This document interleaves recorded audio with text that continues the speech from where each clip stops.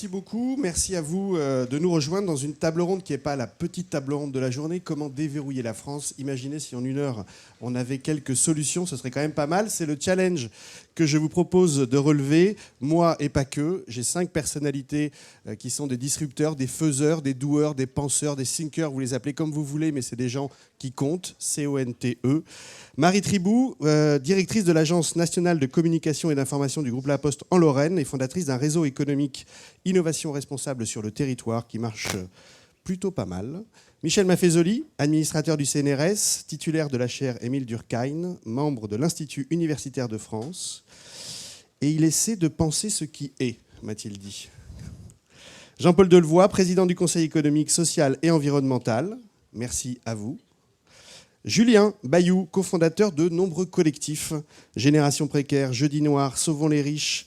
Il est élu au Conseil régional d'Île-de-France. Il est également porte-parole d'Europe Écologie Les Verts. Et Stéphane Distinguin, fondateur et président de Faber Novel. Il est également président de Cap Digital, le pôle de compétitivité et de transformation numérique qui a, entre autres, lancé et boosté les réseaux des cantines et l'accélérateur de start-up Le Camping.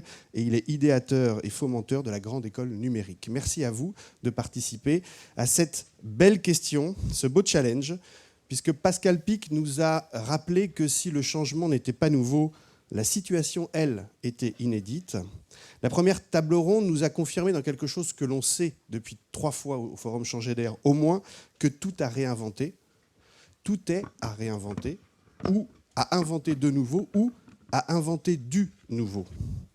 Ismaël, lui, a posé la question du chemin et se dit, ça fait 3 fois maintenant qu'on se réunit pour se dire ça, comment on fait pour aller plus loin? C'est le modeste challenge de ces 50 minutes à venir avec nos 5 personnalités. Roger Su, à son habitude et avec son art, nous a rappelé ce qui a été la Révolution de 48, le saint-simonisme, les saint-simoniens, le roux, liberté, égalité, association. Éloi, lui, a commencé en disant qu'il y avait des petits problèmes dans le métro. Il y avait aussi des petits problèmes dans la rue. Il y avait même des petits problèmes dans Paris, et c'était même à la cause d'un roi espagnol. Donc si on poursuit... sous un regard historique de cette situation, un regard historique sur la France, on est quand même avec le plus grand optimisme qui soit, et j'ai l'honneur d'être le directeur de l'Institut des futurs souhaitables, je regarde qu'il y a une crise économique, peut-être même une crise de l'économie, comme dirait Patrick Vivray, une dette inquiétante, une hausse des prix et du chômage. Je vois autour de moi une grogne sociale, je vois qu'il y a des contestations des rentes et des privilèges, je vois une crise politique, une incapacité du pouvoir à réformer, avec des provinces agitées en Bretagne et ailleurs.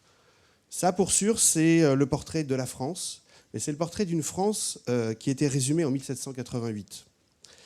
Alors, si on a ce regard historique sur cette situation, on peut prendre un autre regard, un regard biologique. Celui-ci, Federico nous a invités à le faire en parlant d'organismes vivants, et Joël nous a invités à le faire avec la symbiose. Donc si on porte un regard historique, un regard biologique sur la France, on est obligé aussi, en écoutant le bruit de la forêt qui pousse, s'apercevoir que la germination créative est à l'œuvre ici et maintenant. Puisqu'on a parlé d'Antonio Gramsci, on est évidemment entre ces 2 mondes. Ce Forum Changer d'air est là pour ça. Un monde se meurt et un autre tarde à apparaître. Et bien sûr, il y a des monstres, mais bien sûr, il y a aussi des explorateurs de demain, ici et maintenant. Une France qui tousse et une France qui pousse. Ma première question, qui s'adresse à tout le monde, selon vous, est-ce qu'on est dans un climat pré-révolutionnaire ou un climat pré-évolutionnaire? Et je demanderai à Michel Maffezoli de bien vouloir initier cette discussion.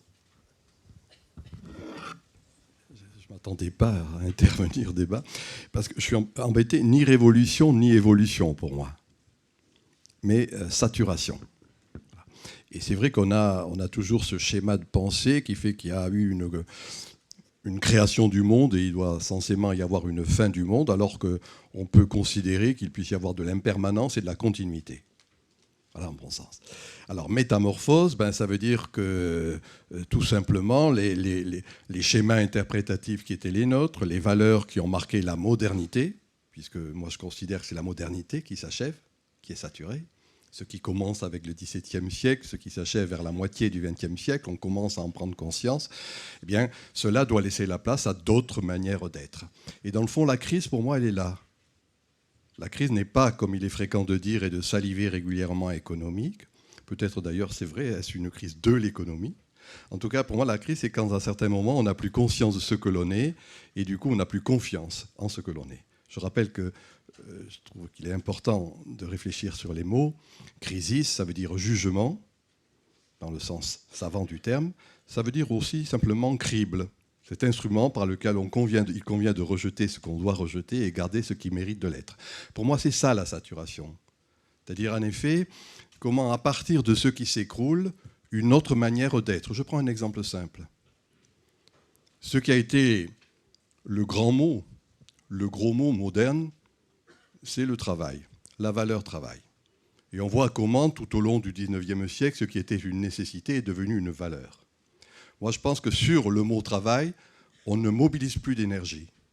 Par contre, sur l'idée de création, là, il y a quelque chose d'autre. Voilà ce que j'appelle une saturation et une métamorphose. Donc, ni révolutionnaire, ni évolutionnaire.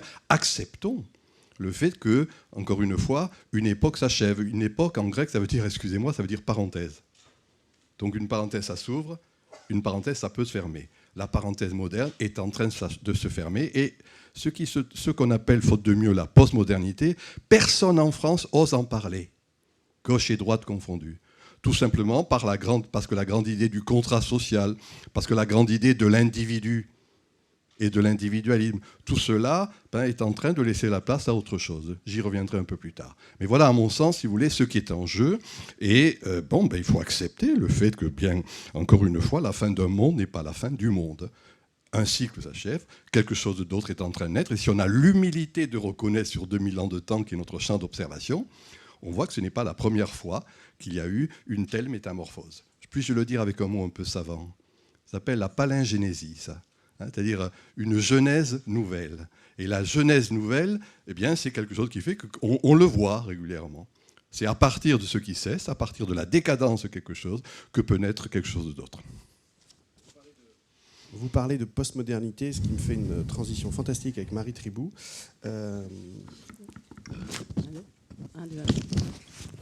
Marie, ça marche. En Lorraine, Mathieu. Climat pré-révolutionnaire ou climat pré-évolutionnaire? Alors, moi, je vais dire à peu près les mêmes choses, sauf que je vais prendre position sur pré-révolutionnaire. Pré-révolutionnaire, mais comme je suis optimiste, je vais dire qu'on est très engagé dans une révolution positive. Alors, révolution, c'est un terme que je trouve définir un état de changement assez brutal. Et je trouve qu'on a quand même été plongé assez brutalement dans un nouveau monde qui combine finalement aujourd'hui plusieurs révolutions et qui menace nos équilibres. Alors, je vais avoir ma minute anxiogène. Effectivement, les révolutions, on les connaît. Révolution économique et financière de 2008, qui a dégradé la croissance et l'emploi. Révolution écologique, parce que juste notre planète et les générations futures sont menacées. Révolution sociale qui défie aussi nos libertés et les démocraties. Et révolution numérique, la dernière mais pas la moindre, qui, même si elle apporte énormément d'opportunités, elle défie, et ça je peux en parler en tant que faisant partie du groupe La Poste, elle défie pas mal les modèles économiques très traditionnels.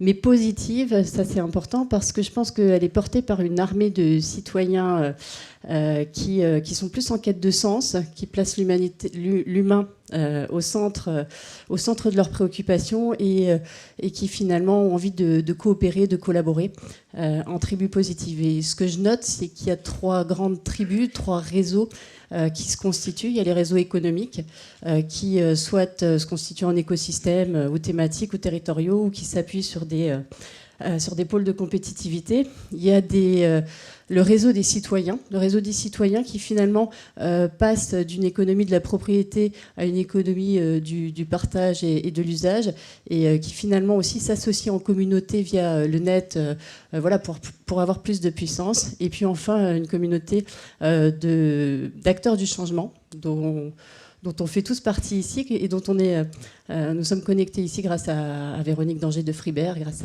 à Joël de René, que je remercie, et qui finalement, 3 tribus qui constituent le réseau des architectes de ce nouveau monde de demain. Voilà, donc je pense qu'en fait, c'est une révolution positive. Par contre, si effectivement, elle n'est pas accompagnée, elle n'est pas portée, si les institutions oublient de faire quelques changements également de leur côté, voilà, j'ose espérer que c'est pas vers une révolution plus sanglante que nous irons ensuite et qu'on restera bien dans cette révolution positive. Jean-Paul, puisqu'on parle des institutions, vous qui êtes de la tribu du CESE. Oui, en réalité, moi je ne mettrais pas révolution, évolution, je mettrais d'un côté celles et ceux qui veulent préserver un système du passé ou celles et ceux qui veulent être enthousiastes par l'architecture du futur. Pourquoi je dis cela ? Parce qu'on a toujours sous-estimé l'apport des technologies sur la géopolitique et sur la modification. Je me souviens qu'après la guerre 1945, les Américains avaient imaginé que la paix était liée au commerce. Ils ont pu envisager une organisation mondiale du commerce que par deux technologies, le téléphone qui accélérait la circulation d'informations et le conteneur qui faisait baisser le prix du transport. On parle tous de la révolution numérique. Mais ce qui est tout à fait intéressant, c'est que ça modifie complètement le rapport à l'espace, le rapport au temps, le rapport à l'autre. Et que nous sommes à la fin d'un système qui était basé sur la consommation. Lorsque je rencontrais monsieur et madame Schwab, qui sont les fondateurs de Davos, il y a 15 jours à Genève, je leur posais la question de quel était le risque numéro 1 dans le monde. Ils m'ont répondu, ça n'est pas la problématique des bulles financières, il va y en avoir, ça n'est pas la problématique de la guerre ni du terrorisme, c'est le risque de dislocation sociale. Et donc ce qui est intéressant, c'est qu'aujourd'hui, on s'aperçoit que brutalement, il y a deux fragilités nouvelles qui apparaissent. C'est la fragilité de la nature, alors que nous étions tous empreints de la philosophie Descartes, je domine la nature, donc on était dans une notion de puissance, voire d'insouciance, et que le progrès de l'homme a toujours nous permettre d'ignorer la finitude des ressources. Et là, brutalement, on découvre la fragilité de la planète, le dérèglement climatique. Mais en même temps, on est en train de voir par la violence dans les rapports interétatiques, dans l'émergence des frontières identitaires, on pourrait y revenir, la fragilité de l'humain. Et je trouve que c'est assez fascinant parce que c'est une formidable opportunité. Car en réalité, on ne se bat que pour quelque chose à qui on accorde de la valeur. Et on accorde de la valeur que quand on prend la perception qu'on peut perdre cette chose. Et que la fragilité de la nature est brutalement en train d'interpeller la conscience citoyenne du monde en disant « mais si je n'agis pas, ça peut être la fin d'un système sur lequel... » Et sur l'humain, quand on perd la fragilité d'une affection, d'un emploi, d'une entreprise, d'un État, eh bien, on n'a pas envie de se battre. Donc je crois qu'aujourd'hui, il y a une formidable énergie qui est en train de se mobiliser, mais pas par le système. Parce que le système, par définition, il a envie de préserver ce qui existe. Et le confort. Et dans la métamorphose dans laquelle on est, et c'est là le côté très intéressant de la transition, tant que l'enthousiasme du futur, que la plus-value du futur n'est pas plus importante que la perte de ce que l'on va avoir au quotidien, on crée des angoisses, on crée des inquiétudes, on crée des incertitudes. Et aujourd'hui, le vrai problème, il est de caractère psychologique. Et quand on voit la culture française, c'est assez fascinant de voir que sur le terrain, il y a énormément d'initiatives. Je n'ai jamais vu autant, il y a 10 ans, les jeunes voulaient être fonctionnaires. Aujourd'hui, ils veulent être entrepreneurs, non pas dans le sens capitalistique du terme, dans le sens créatif du terme. Quand vous arrivez à toutes ces initiatives locales, et moi je soutiens, on a fait la France des solutions, on a fait le printemps de l'optimisme, on va demain peut-être prendre d'autres initiatives pour soutenir toutes celles et ceux qui sont en train d'imaginer, de créer, mais avec des choses concrètes. Quand vous amenez tous ces paquets d'optimisme locaux et de dynamique locale, que vous les amenez à Paris, vous arrivez à un pessimisme national. C'est-à-dire qu'on est dans un moment fascinant où les églises ont voulu à un moment donné que les fidèles obéissent, avec une croyance aveugle, où les systèmes politiques voulaient que les citoyens obéissent à l'unité égale l'uniformité. Et aujourd'hui, le collectif est en train de basculer sur l'émergence des individus. Or, l'individu, par définition, aujourd'hui, veut innover, veut créer. Et c'est tout à fait fascinant de voir que l'innovation, par définition, c'est une désobéissance qui réussit. Et c'est quelque chose de solitaire et de contestataire, par définition. Et donc, on assiste aujourd'hui à un combat, non pas entre révolution et évolution, et entre celles et ceux qui estiment vouloir contrôler les innovations et celles et ceux qui, parce qu'ils innovent, veulent faire évoluer le système. Et on est dans cette phase de transition. D'où le décalage entre les politiques traditionnelles, qui ont perdu d'ailleurs la sécurité de leur idéologie. Aujourd'hui, on crée de la monnaie, on ne crée pas de croissance. Problème pour les Keynésiens. On crée de la croissance, on ne crée pas d'emploi. problème pour effectivement ce que disait Michel, la spiritualité du travail qui a été au cœur de toute notre société dite de consommation et qui aujourd'hui, est-ce que les robots vont remplacer les cols blancs? Et puis, il y a quelque chose de totalement fascinant, c'est qu'à partir du moment où on était dans une évolution où les gens étaient plutôt dans le caractère d'obéissance, c'est qu'il ne faut jamais oublier ce que dit Julia Kristeva, l'incroyable besoin de l'homme de croire. Or, paradoxalement, toutes les idéologies politiques étaient des formidables espérances politiques, des espérances de l'avenir. Aujourd'hui, il n'y a plus d'espérance collective. Il n'y a plus que des désespérances individuelles, souvent. Et donc, on a absolument besoin de retrouver aujourd'hui des lieux d'espérance, des lieux de rencontre et des lieux d'estime de soi. La France est un pays fascinant, c'est un pays qui, quand il y a du succès, on a tendance à jalouser le succès, et quand on est dans l'échec, on a tendance à culpabiliser l'échec. Et on est dans un moment où on a perdu le sens, si vous voulez, la France qui était le siècle des Lumières, est aujourd'hui en train de considérer le progrès comme un facteur de risque et non pas un facteur d'opportunité. Donc je crois que l'on a besoin de retrouver le goût de l'aventure, l'enchantement du futur, le droit à l'erreur, la prise de risque, et le fait que c'est sur les territoires que l'on va retrouver cette capacité d'initiative, d'imagination, avec au cœur de tout cela, ce que vous disiez les uns et les autres, c'est que je vois brutalement réémerger la soif d'humain.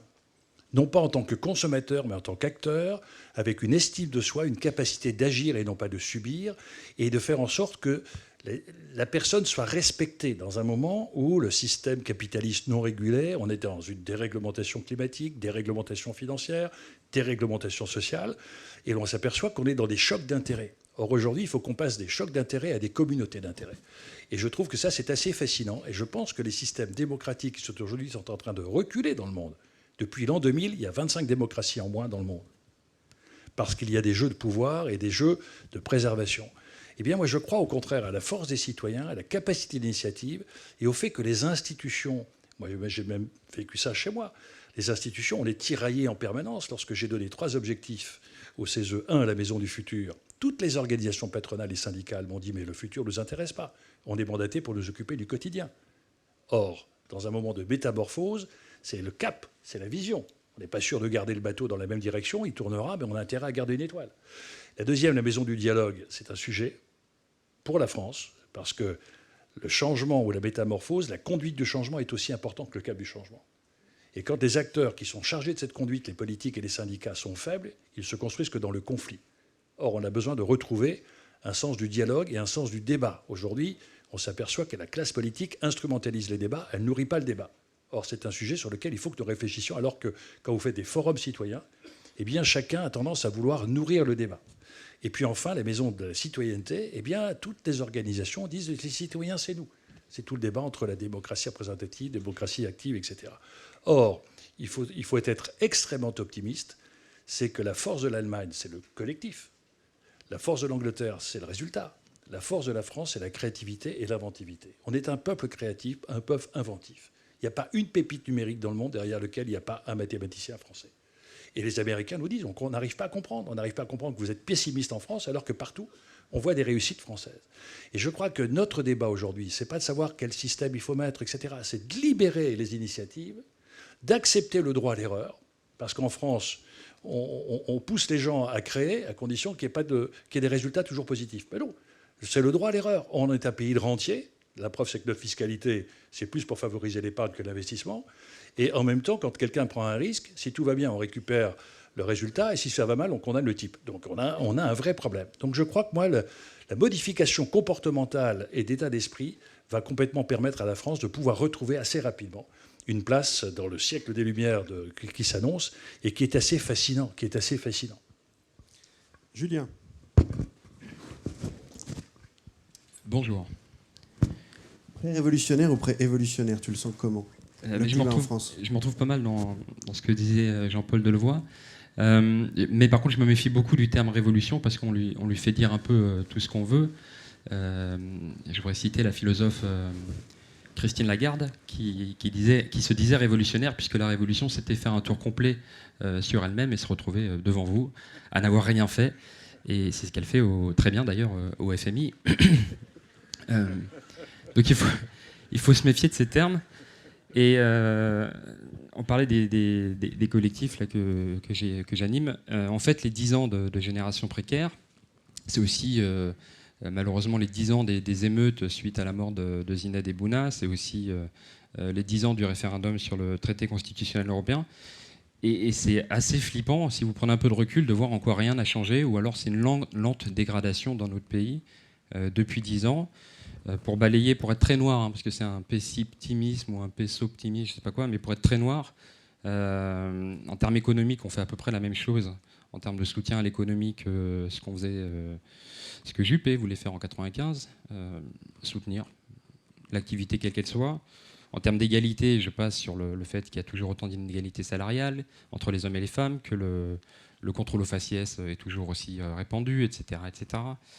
En termes démocratiques, c'est à peu près les mêmes. Vous avez actuellement le ministre des Affaires étrangères qui est l'ancien plus jeune Premier ministre de France, un seul exemple, qui paraît absolument abscon à toutes nos démocraties voisines.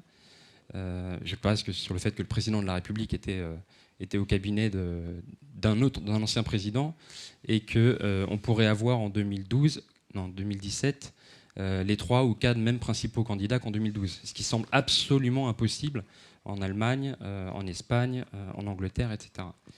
En termes de démocratie, mais évidemment, lente dégradation en termes de... Moi, je suis élu à moitié, et même moins, puisqu'il y avait 50% de participation en 2010 au régional, mais tous ceux qui payaient des impôts n'avaient pas le droit de vote. Donc on est plutôt aux alentours d'un tiers d'élus, un tiers de légitimité plus exactement. Et puis en termes de climat, on n'a rien fait. Si on parle de fiscalité écologique et de taxes poids lourds, il faut se souvenir, avant qu'on l'abandonne, on parlait d'une province agitée, la Bretagne, avant qu'on l'abandonne suite à la mobilisation enfin plutôt à la frilosité du gouvernement face à la mobilisation des bonnets rouges, il faut se souvenir que c'est l'Alsace en 2005 qui proposait de l'expérimenter, parce qu'elle avait le droit.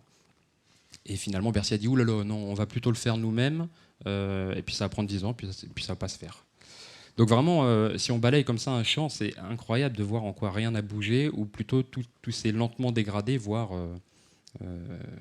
pourri. Et le risque, c'est bien la dislocation, c'est-à-dire perte de sens, perte d'envie, fragilité et inquiétude à l'extrême, sentiment d'abandon. Donc ça, c'est extrêmement noir, évidemment. Et dans le même temps, il y a cette germination dont on parle, mais qui pour le coup est très locale.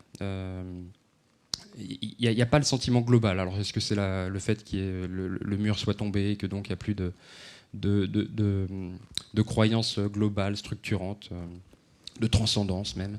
Mais en tout cas, moi je vois surgir des mouvements très thématiques. Alors c'est WeShare sur le numérique, c'est sur l'égalité. Il y a un foisonnement, un renouveau du féminisme incroyable entre Oser le féminisme, les Georgette Sand, etc. etc. Mais ça reste très thématique ou très local. Et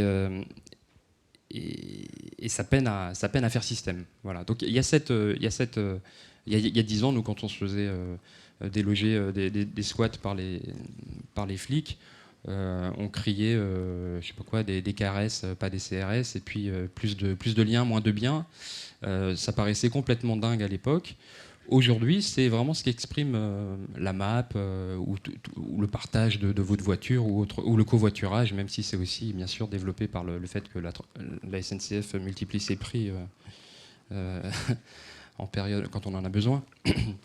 Mais voilà, donc il y a cette double facette vraiment très noire de lente dégradation, putréfaction même de l'action politique et économique, et puis de cette germination qui, pour le coup, est complètement sous les radars et qui n'est absolument pas encouragée, et au contraire même bloquée.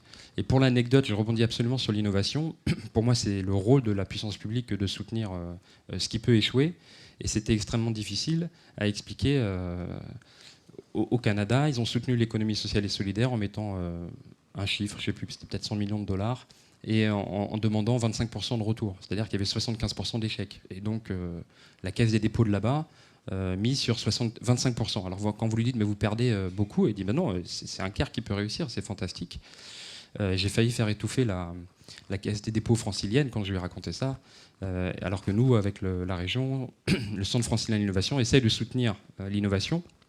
Et la définition, c'est ce qui peut ne pas marcher. Enfin, en gros, si vous venez avec un projet qui est bouclé et qui fonctionne, allez voir les banques. Et ça, c'était extrêmement compliqué à expliquer, y compris aux entrepreneurs. Et donc là, il y a besoin de vraiment pousser, parce qu'en fait, révolution ou évolution, ça peut être très positif. On met souvent révolution positive, mais ça peut aussi être une révolution conservatrice. Et excusez-moi, mais si c'est Sarkozy, Juppé ou Marine Le Pen, c'est plutôt la noirceur, la teinte de noirceur qui, évidemment, c'est très différent, mais je ne me sens pas dans une révolution positive avec un retour de Nicolas Sarkozy, évidemment. Et pour l'instant, on ne m'a pas proposé quelque chose qui me donne envie. Et donc, on est sur cette tranche. Et la question, c'est comment est-ce qu'on peut pousser pour tomber du bon côté de la tranche. Stéphane, dans le monde du digital, du numérique, où la rupture est le lot quotidien de chaque annonce, est-ce qu'on est dans une pré-révolution ou dans une pré-évolution ? Je vais passer en dernier, j'espérais qu'on allait passer une autre question, mais donc j'ai le droit. Et puis je vais sans doute être moins intéressant et moins intelligent que les personnes qui m'ont précédé. Je ne sais pas facilement vous répondre. Moi, j'ai l'impression qu'il y a deux sujets liés au domaine numérique. C'est d'abord un sujet d'échelle, et on a parlé à l'instant, c'est-à-dire qu'on sait tous qu'il y a plein de choses merveilleuses qui existent. Il y a des initiatives, la créativité. Sur un des panels précédents, on a parlé de Wikipédia avec Ismaël. Enfin, il y a beaucoup de choses formidables qui se font, mais l'enjeu est toujours de comment ça grandit, comment est-ce que deux personnes qui commencent à utiliser leur téléphone portable pour se prêter leur voiture peuvent demain devenir Blablacar ou autre chose. Donc il y a plein de bonnes idées, mais comment est-ce qu'on les fait passer une échelle ? Et de toute façon, s'il y a révolution, évolution, je pense qu'avant même de parler de numérique, il y a le sujet de la globalisation qui fait qu'il y a l'échelle des solutions apportées, l'échelle quand on s'intéresse à la fiscalité, qui est un enjeu très important aujourd'hui, quand on parle de numérique. Que ce numérique qui capte énormément de valeur et qui ne la redistribue pas forcément aux acteurs locaux, c'est-à-dire que le rapport du numérique et du territoire dont parlait M. Delevoye est un sujet majeur, et il y a quelle est la bonne échelle ? L'Europe, le monde ? La France, certainement pas. Donc il y a ce premier enjeu qui est l'enjeu d'échelle. Deuxième, c'est l'accélération. C'est vrai qu'on voit que les choses vont extrêmement vite, de plus en plus vite. C'est pas un jugement, là encore, cette accélération fait que moi j'ai l'impression qu'on est sur des cycles et des ruptures technologiques qui ont des impacts de société qui ne font que s'enchaîner. M. Fazzoli parlait de saturation. Je ne suis pas capable de le caractériser. Moi, je sais simplement que ça va de plus en plus vite et que ça accélère. Et que du coup, ça pose énormément de questions. Il y a une phrase qui n'est pas celle d'un philosophe, d'un sociologue, d'un homme politique, mais d'un auteur de science-fiction, cyberpunk, en termes de genre, qui s'appelle William Gibson, qui est canadien, qui a une phrase, moi, qui m'obsède, qui dit que le futur est déjà là, mais qu'il n'est pas réparti, distribué de façon égale ou équitable. C'est le même mot. Et cet enjeu aussi de la répartition de ce futur entre les espaces, donc l'échelle, aussi entre les peuples, entre les personnes, entre les organisations, est sans doute l'enjeu du numérique aujourd'hui, parce qu'on voit qu'il existe des choses que le futur on s'y projette, mais qu'il faut réussir à l'accélérer. Alors, dernier point, moi ce qui m'étonne et me surprend, et je suis incapable de vous dire ici si c'est une bonne ou une mauvaise nouvelle pour vous, ici dans la salle, c'est qu'on a l'impression d'être tous d'accord, en venant de milieux et d'horizons politiques et de métiers très différents. Et ça, je ne sais pas tout à fait si ça caractérise une évolution ou une pré-révolution. Parce que ce consensus, il me pose question. Et je trouve aussi, puisque les personnes qui viennent de parler sont aussi issues de politique, d'engagement. Je suis Julien depuis des années, il ne s'en rappelait pas. Moi, on s'est déjà croisés quelques fois et j'admire beaucoup de ses actions. J'ai évidemment déjà entendu parler souvent de M. Delevoye. Si on se retrouve là comme ça à parler, et puis c'est vrai qu'il y a encore quelques années, je n'aurais pas pu imaginer que vous puissiez être d'accord sur un mot. Est-ce que ça, c'est une bonne nouvelle, ou est-ce que aussi, je vous le dis, il y a un enjeu de culture politique aujourd'hui, de culture politique, y compris dans le numérique, qui fait que qu'est-ce qu'on crée comme bien commun, qu'est-ce qu'on est vraiment affaire après affaire, on a affaire à une déliquescence en fait justement du rapport entre le bien commun et l'engagement. Je trouve qu'il y a un renouvellement de ces pratiques politiques, il y a un enjeu de représentation, et ça, je trouve, je le dis, que le numérique n'y a pas suffisamment participé aujourd'hui. Il y a eu des campagnes, on a parlé de campagnes participatives, je trouve que le numérique est resté, à mon avis, trop petit, trop faible dans ces enjeux, qui sont des enjeux de représentation. On a entendu parler, et ce n'est pas à moi de faire de la politique ici, mais quand même, il y a la dernière innovation politique, c'est la création d'un nouveau parti ce week-end. Moi, quand j'ai regardé, que j'ai suivi un petit peu, on nous a parlé de civilisation chrétienne, on nous a parlé de valeurs, on nous a parlé de, j'ai trouvé ça assez hallucinant, en fait, moi, d'où j'étais. Donc voilà, j'espère que le numérique pourra apporter quelque chose, pas forcément du mal, pas forcément de la saturation, mais peut-être aussi de la participation, du renouvellement de ces modèles, parce que je pense qu'on en a besoin. Alors moi, je ne sais pas s'il y a un consensus. Moi, je ne pense pas, puisque je construis moi, à peu près tous les jours des désaccords avec des gens. Mais construire des désaccords, c'est déjà partager une forme d'empathie. Et moi, ce que j'observe, c'est qu'il y a des convergences. Et les convergences, c'est le signe d'un mouvement profond. On est sous les radars, je le sens, moi aussi, mais on est sous les radars et on est connecté, comme le rhizome sous la forêt qui préfigure la forêt d'après. Et quand tu parles de putréfaction du système, je trouve qu'on est dans ce moment intense de cohabitation entre un monde qui meurt et un monde qui naît. Et à la différence de l'isolement d'antan, tous ces petits îlots de résilience sont connectés. Donc on est connectif, on n'est pas encore collectif, et tout l'enjeu est le méta, quelque chose qui pourrait nous réunir, nous rassembler sans qu'on se ressemble, sans chef, sans pyramide. À mon avis, ça c'est un enjeu. Le comment, c'est maintenant, et je me lève, parce que là, il faut dynamiser, il y a 20 minutes, et je ne vous lâche pas tant qu'il n'y a pas du comment. Donc, comment on s'ouvre aux idées nouvelles? Ça, c'est la question que je vous pose, Michel.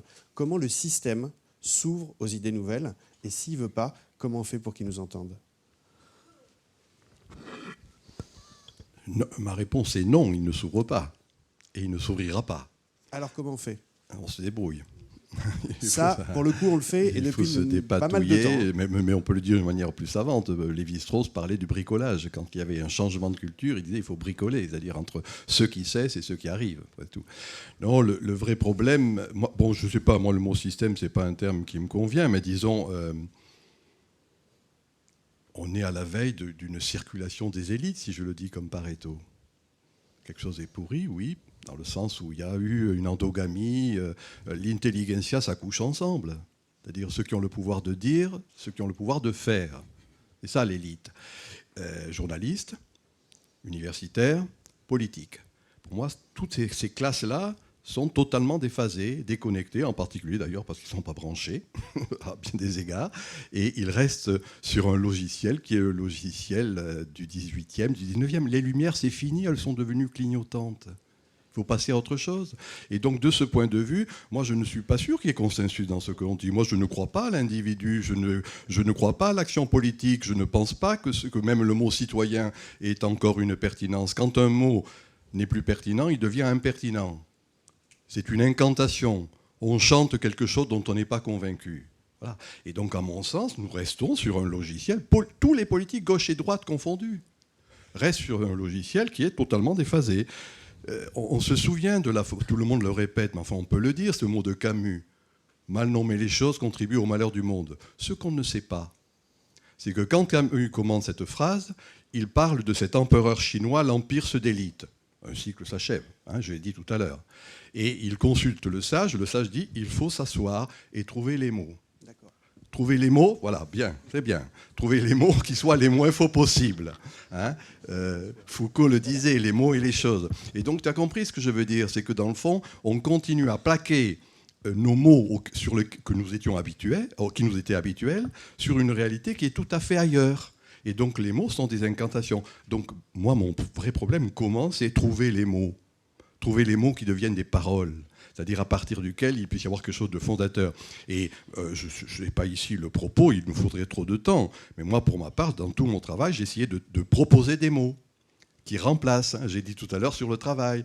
On peut le voir sur, encore une fois, le politique. Le politique, c'est fini, c'est pourri, il faut trouver autre chose.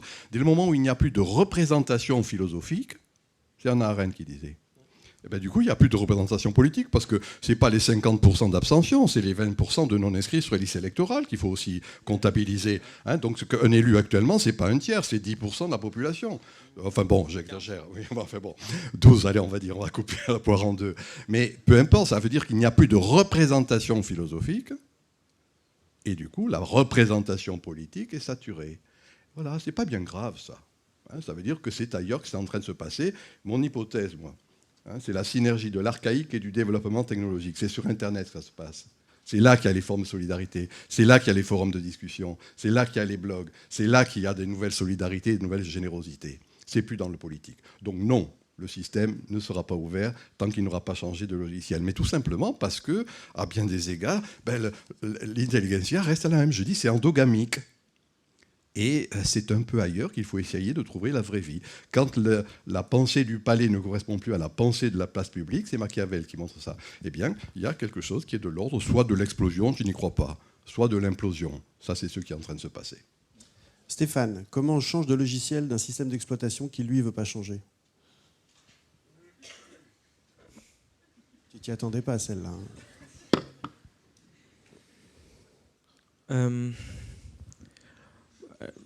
Je ne sais pas si ça sera une de tes autres questions, mais je pense que l'éducation est absolument le point de départ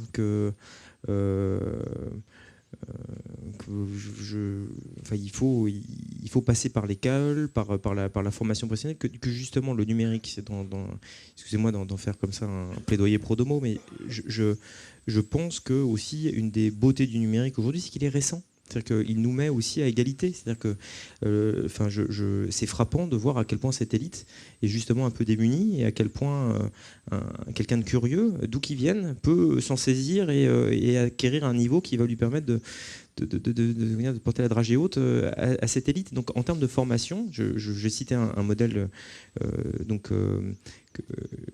j'ai rendu un rapport vendredi dernier au président de la République et au Premier ministre sur un projet de grande école du numérique. Et on a été amené à regarder les différents projets, les endroits où justement on se forme au numérique en France. Et dans les choses que j'ai rencontrées, il y a un modèle, je peux le citer, ils sont quelques-uns. J'aimerais pas donner un coup de projecteur uniquement sur celui-ci parce qu'il y en a beaucoup qui font des choses extraordinaires sur le territoire. C'est à Saint-Plon.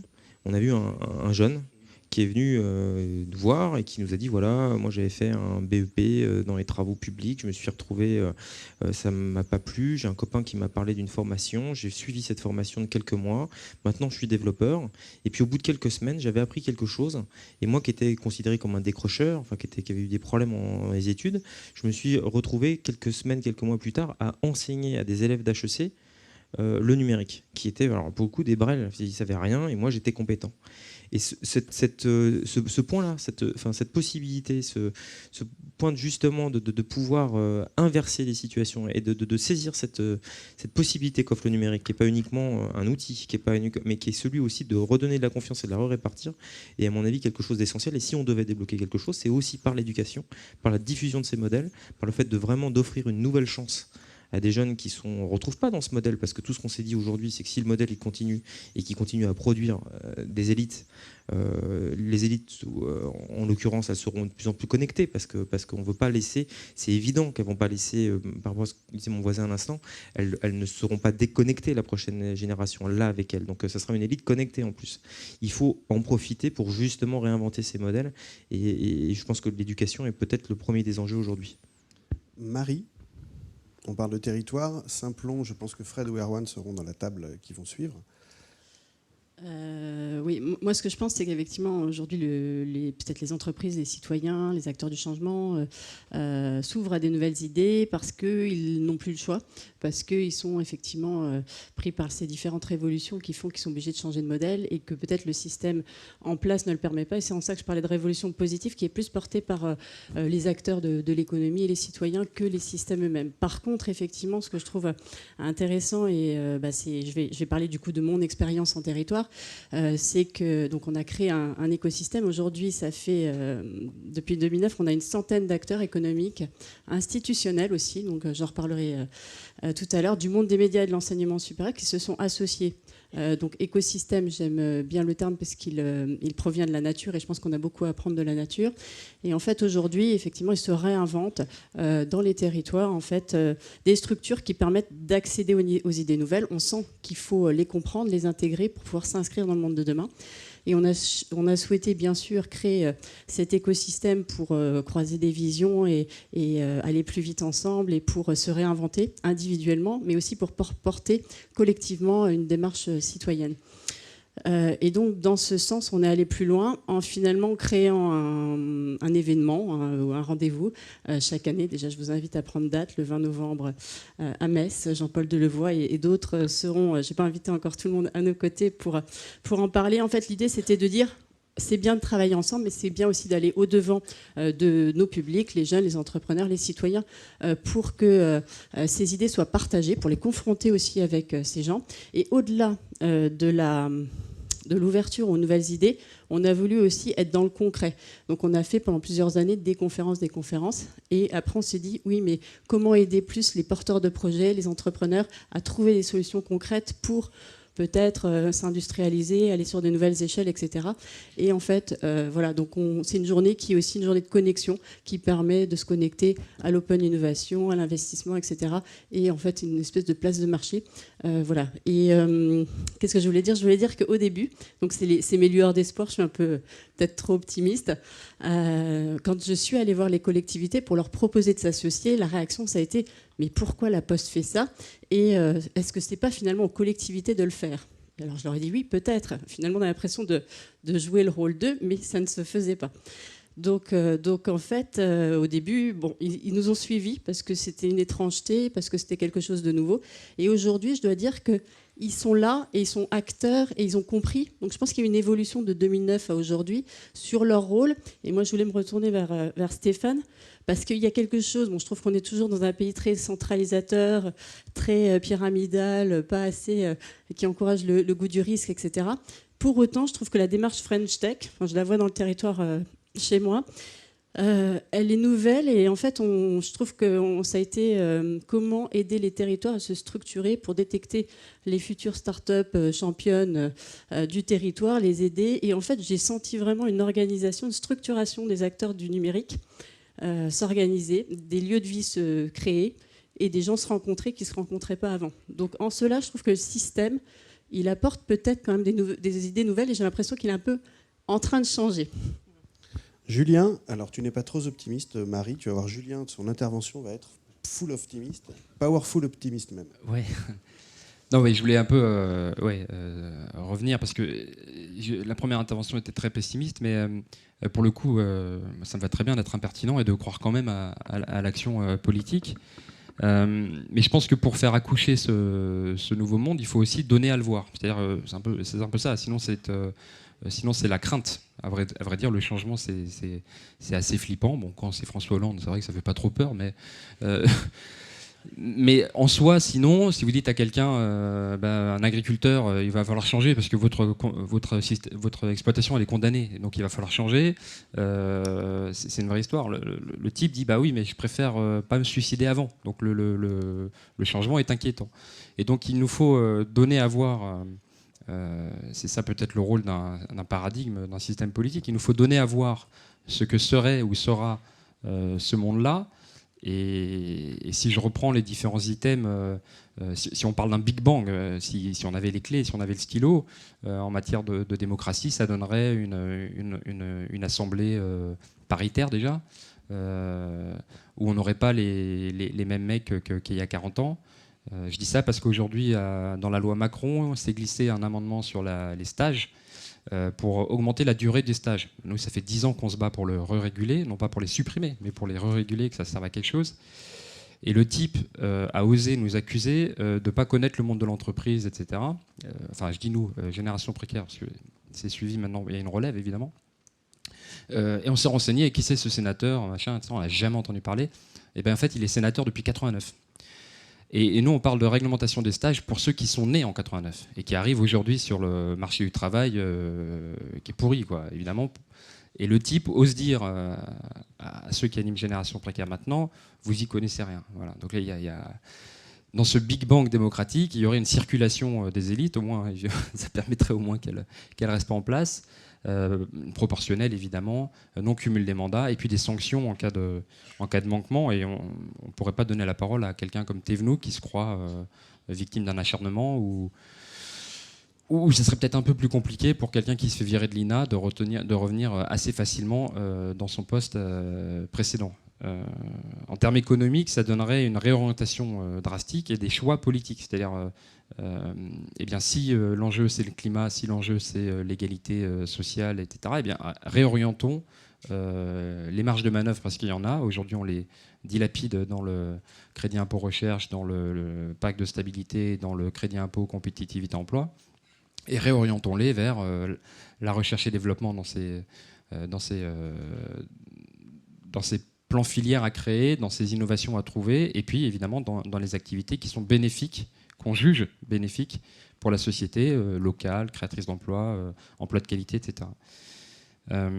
À défaut, parce que juste pour terminer, c'est un peu gentil de dire, voilà, moi ça serait le paradigme écolo en fait. Et puisqu'évidemment on n'a pas les clés, voilà. À défaut, on doit aussi quand même donner à le voir par pointillisme. Et je pense que c'est extrêmement important de pointer, confronter, ringardiser, cranter. Si je reprends l'exemple nous, c'est ce qu'on fait avec les collectifs. On prend un petit sujet et on en fait un gros truc pour pointer le décalage. Donc, voilà, le décalage devient le calage. Vous faites du pointillisme pour montrer que sur chaque point, on peut donner à voir un schéma plus global vers lequel on aurait envie d'aller. Et donc, par exemple, sur la responsabilité des gens au pouvoir, cette Agnès Salle, moi je ne lui en veux pas personnellement, c'est aussi le fait qu'on lui a permis et qu'on a permis à ses prédécesseurs de prendre autant de taxis qui fait qu'aujourd'hui, eh bien, il y a une exaspération. Et il faut pointer, ringardiser et puis cranter. Et cranter pour donner à voir. Parce que ce n'est pas par ces petites actions que vous modifiez l'ordre du système politique, mais par contre, vous donnez à voir ce que pourrait être un futur plus souhaitable. Un grand récit du monde d'après. Jean-Paul, comment on ouvre le système aux idées nouvelles ? Alors, ce qui est tout à fait intéressant, c'est que dans tout ce qui vient d'être dit, c'est que quand l'atome est arrivé, la guerre était devenue impossible. Parce que sinon, c'était la destruction de la planète. Quand le numérique arrive, la paix est impossible. Et donc, nous devons être attentifs aujourd'hui à éveiller les consciences politiques. Je suis fasciné que sur le continent numérique, qui est en train d'émerger, 80% est américain, 20% asiatique, 0 européen. Donc déjà, on devrait avoir une pensée européenne, parce que la réponse que vous évoquiez, la dimension du problème impose la dimension de la réponse. Et la régulation du monde, non pas le contrôle du monde, la régulation du monde nécessite des réponses continentales, asiatiques, européennes et américaines. Le deuxième élément qui est tout à fait fascinant, c'est que la CIA a remis un rapport au président Obama posant la question de savoir qui allait réguler le monde demain. Et ils se sont dit, est-ce que c'est encore les États-nations ? C'est probablement les grandes entreprises multinationales. Et même en Europe, un document est arrivé en indiquant que probablement le G20, la réunion des 20 chefs d'État les plus importants, devait se concilier avec le C30 et le C40, c'est-à-dire les 30 chefs d'entreprise des entreprises les plus importantes du monde et les 40 patrons des mégalopoles du monde. Donc on s'aperçoit aujourd'hui que la régulation du monde est aujourd'hui en train de se poser. Et la question que vous posez, c'est que je crois qu'aujourd'hui les appareils politiques se débattent sur les moyens et pas sur les objectifs. Quand vous regardez d'ailleurs, moi j'ai essayé de comprendre le débat sur le collège, j'ai rien compris du tout. J'ai rien compris. Parce que pour moi, l'objectif, c'était d'essayer de faire en sorte que nos gamins aient la capacité d'être acteurs. Et après, j'entendais plus entre le latin, le grec, le truc. Et on s'aperçoit qu'on prend une position quand on est à gauche parce que la droite a dit le contraire, etc. Et moi, j'ai cette phrase en permanence que le numérique peut poser.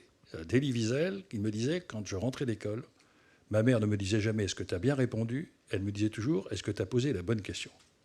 Or, aujourd'hui, on a une classe politique qui a des réponses hyper intelligentes. Mais on se dit « Où est la question ?» Or, la question de fond, qui est aujourd'hui très clairement posée, C'est est-ce que le basculement du collectif à l'individu, nous sommes un peuple royal, dans lequel le collectif assurait la liberté de l'individu et la sécurité de l'individu. Aujourd'hui, on s'aperçoit que le numérique, c'est exactement l'inverse. C'est la créativité de l'individu qui est en train de mettre en insécurité le collectif. Et ça, c'est en train de perturber. Et l'individu, qui se dit, si le collectif me bloque, je vais partir à l'étranger. Tous les thèmes mobilisateurs qui faisaient société chez nous, la mixité sociale, ça a explosé. On a la localisation de l'échec d'un côté, l'évasion de la réussite. L'égalité des chances, plus personne n'y croit. Et quand je pose la question, les yeux des yeux, à un type de droite, à un type de gauche, à un syndicaliste, en disant, est-ce que tu crois encore aujourd'hui à la société du plein emploi ? On baisse les yeux et on dit, est-ce que la question ne devrait pas être, si le travail est un outil de socialisation, s'il n'y a pas de travail pour tous parce qu'on augmente la productivité, etc., et que demain le numérique, le robot et les objets connectés vont remplacer l'école blanche, est-ce qu'on n'a pas intérêt à réfléchir à une société dans laquelle chacun a sa place utile dans un travail de caractère économique ou dans une activité de caractère collectif. Et ça pose la problématique du revenu minima, ça pose... Bon. Et à chaque fois qu'on pose ce sujet-là, on a des réponses sur les moyens, jamais sur l'objectif de la société. Et quand Mme Merkel dit, avec juste raison, même si elle a peut-être une arrière-pensée, que l'Europe, c'est 6% de la population mondiale, 20% du PIB et 50% des transferts sociaux, elle pose la question de la moralisation de la mondialisation. Est-ce que l'on va vers un système de chacun pour soi, que le numérique va exacerber ?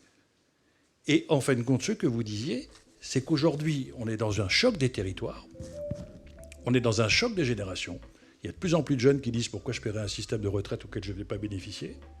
Il y a de plus en plus bien portants qui vont avec la génétique, qui disent pourquoi je paierais une prime d'assurance 3 fois plus chère alors que moi je suis garanti d'être bien portant jusqu'à 70 ans. Donc le fond du sujet aujourd'hui, c'est au moment où on est en train de rentrer dans une époque numérique dans laquelle la créativité va apporter des réponses extraordinaires. On ne se pose pas la bonne question. Moi je pose la question aux politiques en disant je regarde. Je ne condamne pas, je regarde. Uber, c'est la première entreprise de taxi au monde, elle n'a pas un taxi. Facebook ou Amazon, c'est la première entreprise de livraison de marchandises, elle n'a pas une usine. Airbnb, c'est la première agence de location de nuit, il n'y a pas un hôtel.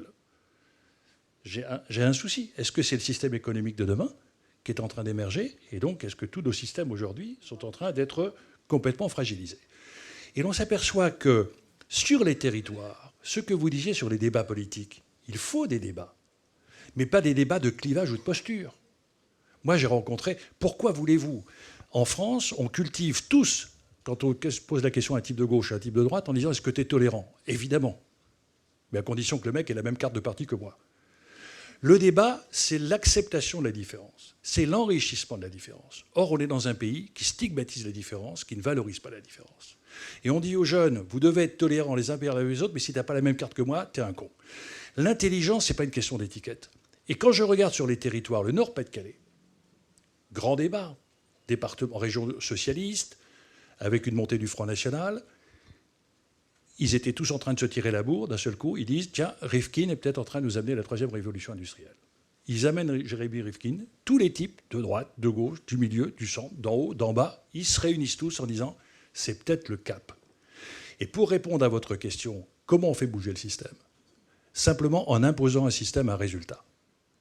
C'est-à-dire que quand vous faites des expérimentations, et que ces expérimentations marchent, personne ne peut dire, tiens, ça marche.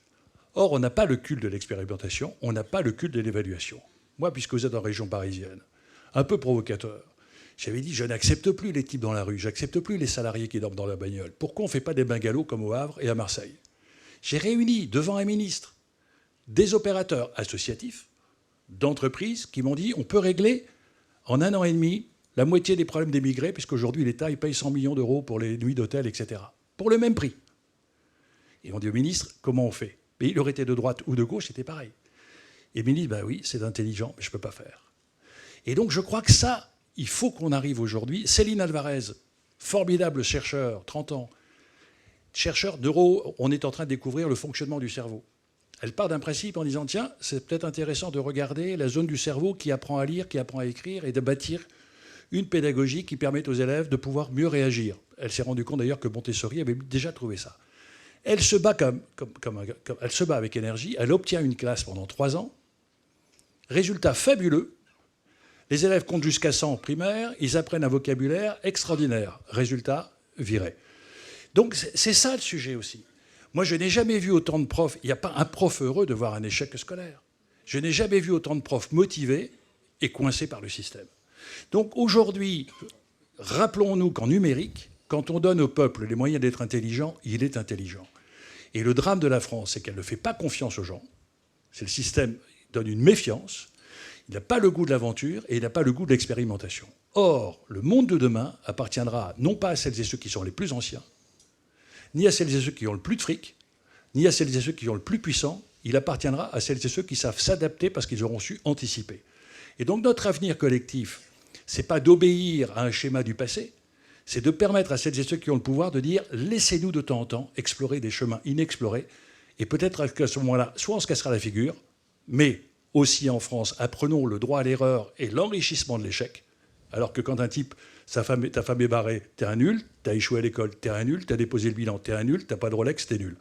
Donc il faut être attentif aujourd'hui à ce que l'échec est enrichissant. Donc je pense, moi, qu'il y a un renversement culturel. Et par contre, Julien, les jeunes vont nous l'apporter. Les jeunes sont fabuleux. Moi, je suis allé visiter Saint-Plon. À chaque fois que vous faites... Nous, au CESE, nous avons des jeunes institutionnels. Évidemment, les anciens, quelquefois, ils gueulaient sur la présence des jeunes. Les jeunes, ils ont fait un truc formidable. On a aujourd'hui besoin d'un regard décalé. Le regard décalé, ce n'est pas des gens comme nous qui sont formatés. C'est des jeunes qui vont nous aider peut-être à dire ah, il y a peut-être une façon autre de poser la question. Et si on se pose la bonne question, on est peut-être à peu près certain d'avoir la bonne réponse. Donc une très très bonne introduction. Tu vas devoir aller sur l'autre table ronde, sur le prototypage notamment. Tu avais une belle controverse sur le prototypage. Juste quelques mots. Parce que était tellement Monsieur Delevoye a eu le droit d'avoir la musique d'ascenseur et le gong. Ouais, t'as vu ça Et comme ça. Et après ça, on veut que les choses changent. Et après, franchement, non mais alors franchement, non. Vous êtes d'accord ou pas? Donc, non mais vous n'avez pas entendu la musique? D'accord. Alors, sur le prototypage. Non, sur le prototypage. Non, mais moi j'avais un point puisqu'on avait, c'est que je suis d'accord avec vous sur les indicateurs et sur ce qu'il faut suivre. En revanche, j'ai un petit conseil à donner à la France, c'est qu'il faut qu'on arrête de faire des prototypes. C'est que on a un problème. Tu devais me demander. Il devait nous demander. Je vais te demander si tu vas plus vite que ça. D'accord. Mais non, mais j'ai le droit à la musique et tout, moi aussi. Hein, chacun. Musique, excusez-moi. Franchement, il n'y a pas de raison. Hein, mais attendez. C'est simplement, c'est un bouquin moi qui m'a marqué sur Dassault, sur l'épopée en fait de l'aéronautique, qui pourrait peut-être ressembler à celle du numérique, en tout cas une inspiration, et qui explique comme ça qu'au début du XXe siècle, le ministère de l'Air remboursait tous les prototypes volants. C'est-à-dire que n'importe qui présentait un truc qui vole, il était remboursé. Et je trouve que notre modèle d'innovation, et je l'apprécie à beaucoup d'endroits, beaucoup de moments, je trouve qu'il a le tort aujourd'hui de trop viser le prototypage et de nous emmener, nous, les créateurs, à être tout le temps dans le prototype, à chercher le prochain truc, le machin, et pas forcément s'inspirer les uns des autres. J'étais stupéfait à certains moments de voir comme on ne se parlait pas de façon à pouvoir densifier, massifier ce que les autres faisaient de bien, comme on pouvait participer plutôt que d'inventer dans son coin un nouveau truc, et que ça... Si on pouvait arrêter d'être en permanence dans le prototypage et dans l'expérimentation, mais bien chercher à avoir de l'impact et donc suivre les bons indicateurs, c'est ce que je voulais dire. Merci beaucoup. Merci à vous. Puisqu'on parle d'éducation du futur, puisqu'on parle d'apprendre à échouer pour mieux se révéler, puisque c'est en se plantant qu'on devient cultivé, voilà une belle transition pour Adrien, Fred Bardot ou Erwan de Saint-Plon et tous ces révolutionnants qui arrivent.